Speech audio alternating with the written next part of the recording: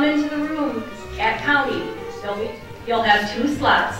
The first slot will be for half of the teams, 40 teams. The second slot will be for the other half of the teams. You will sign up at the initial meeting before the county competition. Your head supervisor will tell you whether you have the 9 o'clock slot or the 9:40 slot.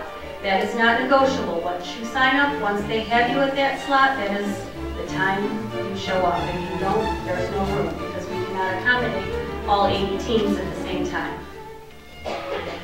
When the students come into the room, they will get a board like this and they will have some container full of materials.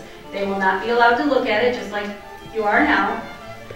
Once everybody's situated and sat down, we will call them up to get eggs, which is what we're going to do. We have 3 rows today of gentlemen passing out eggs. You'll have it here, there, and all the way down at the end. They can come select an egg. If they do not like the egg that's given to them the first time, they think that it looks weak or it has a crack, they may change it up. They may get another egg then and there only. Once you walk away with your egg, it's yours. If you drop it on the way back, that's too bad. Hopefully that doesn't happen, but that is part of the rule. So you got to instill in the kids, protect that egg. Be very, very careful with it. It's your little baby. It's your goal for this competition. You may have 2 students or 1. No more than that, but you do not have to have 2. The same students that come to build are the same students that have to drop it. If only 1 student can build, only 1 student can drop. If 2 come to build, but another one has another competition, you can drop with just 1 student, as long as he's one that helped build your device. Into the room to build the device, they can bring 2 pairs of scissors, a ruler, or a measuring tape. That's in addition to the rule. If you've been online within the last week, you've seen we've added a whole new page of rules clarifications. So if you haven't been there, go to macomso.org, click under events, click under mystery egg drop, and you'll find that page. They can also bring a pencil and a pair of pliers. They have the time to build their device. They impound it. They may only use the materials that are included in the container. They may not use the container. So if it's in a Myers bag or something like this, or if it's in a lunch bag or a box, whatever is containing those materials, you may not use in building your device. Use your materials creatively. Think about alternate ways you can use them. Don't think that it just because you got a flat paper plate that the only thing you can do with that paper plate is fold it flat or make a taco out of it. You can cut it, you can put holes in it, you can reinforce it with strings or ribbons or pipe cleaners, what I'm looking for. You can fold to make tubes, you can make cones, you can make boxes. You can fold paper to absorb impact underneath your egg or around your egg. You can reinforce your structures. You can take your straws or your tongue depressors or whatever you might have in your bag to reinforce the sides of the contraption that you make. You will get very limited adhesive. You may use the adhesive to stick pieces together, but you may not use it to stick directly to the egg. So let's say I gave you a foot of tape. If somebody thinks, well, I'll just tape my egg all the way around and it'll be stronger, you'll be disqualified because you're not allowed to tape it directly to the egg. You can tape it all around a supporting structure, but not at all on the egg. The tiebreaker time. When they're done building, they have to raise their hand and let us know that they are done. We talked about the ranking of the eggs as far as staying intact throughout, breaking at the drop and breaking at the end.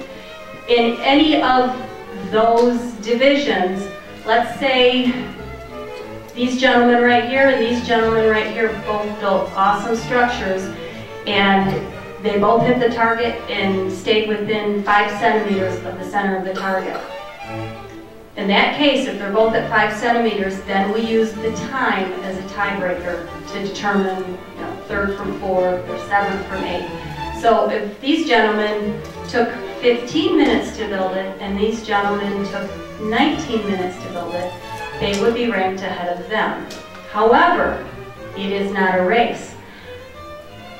You most of the time will build a better structure if you take your time. Don't forget that if you take 19 minutes, but your egg stays intact, and this group right next to you builds it in 5 minutes but drops it and breaks the egg, so what that they build it in 5 minutes? You're still going to be way ahead of them because yours protected the egg. So don't get too caught up on the time. Other than the more efficient you are, it might break some tiebreakers that are very close, but it's not going to take you from a 30th place to a 10th place. It's going to be within a few points. All right. They will have 25 minutes to get their device and their egg together. Once they get it together, they will leave it on the board in whatever fashion they like. They will clean up their area, get rid of all the extra material, throw it away. They will take it to another area of the room to impound it, keep it. We will not let anybody touch it or do anything with it until they come back to drop. Later in the day, they all come back to drop. It's a walk-in time. The beginning of the session, everybody wants to drop. If you come at the beginning of that open walk-in time, you will wait in line. And there's not a lot we can do about it. So if you're tight on time, I highly recommend you come later in the day. But when they come, they'll stand in line, first come, first serve, and they'll get an opportunity to drop their egg. They will only get to drop it once. There is only one height. So anybody who's been in naked egg drop in years past, that is a totally different event. You're just dropping one time. If they want a plumb bob when they get to the point of dropping their egg when they come back later in the day, this is the height that they're dropping from, and the target is below. They may not, let's say they built a device that's on a string, something like this. They may not hold their hand here and let their device dangle. The bottom of the device, the lowest part of the device must be here. Just because your hand's here doesn't mean you can hold your structure like this and get a couple extra feet out of it. No part may drop below this line. They can use the plumb bob then to line it up, take the plumb bob away. They can have a partner standing on the other side of the platform if they want to help them line it up. But at the time of the drop, that partner must move away, and then they drop their device. The targets today, and they'll be similar when you get to the competition, are just simple targets. They have a dot in the center, that's your center. Someone makes a device and drops it way over here, or part of it comes off way over there. We measure the furthest distance from the target of any part of the device. So if they made a device that had a bunch of straws on it, and the majority of the device stayed on the target, but a straw went flying, we measure that straw. If their egg broke and yolk goes flying, and the yolk is the farthest thing away, we measure the yolk. So the gist of it here is you want to build a device that's going to be compact and sturdy and stay as close to the center of that target as it can. Prior to that though, even more important is you want a device to hold your egg. If your device lands dead bullseye on that target but it breaks, and the kid next to you just makes a big old mess and his flies 10 feet away but his egg doesn't break, he's still going to be ranked ahead of you because he protected his egg. His egg survived the drop. So we take all the eggs that survive and measure them by distance closest to the target. Then we take all the eggs that were made the drop but broke during the drop, measure them in the same ranking. And then unfortunately, lastly, there's going to be a few teams that break their device or break their egg while they're building their device. That's your third level. If you break it while building, you will not get another one. You may still come and try and drop your device with no egg, but you will be ranked behind everybody whose egg made it at least to the drop point. So kind of 3 levels in that.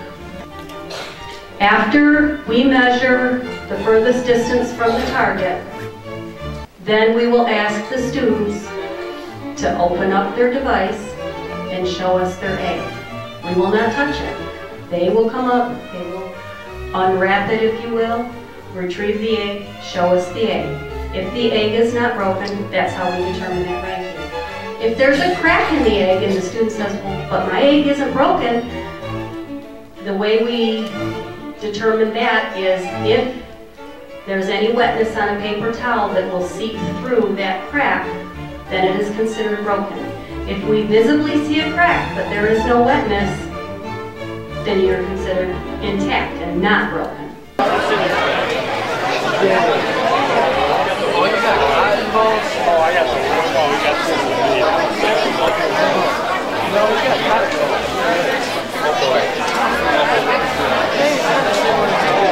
We all got sick.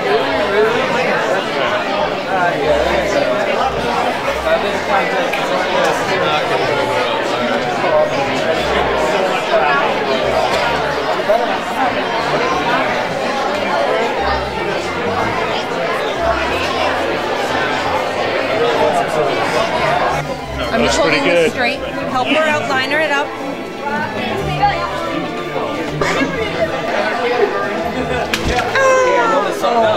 All right. I'm just going to take this little guy. So now when you take your measurement, what are you going to measure to? This point. Or the splatter, if there's egg splatter. Yeah, there's the only egg splatter.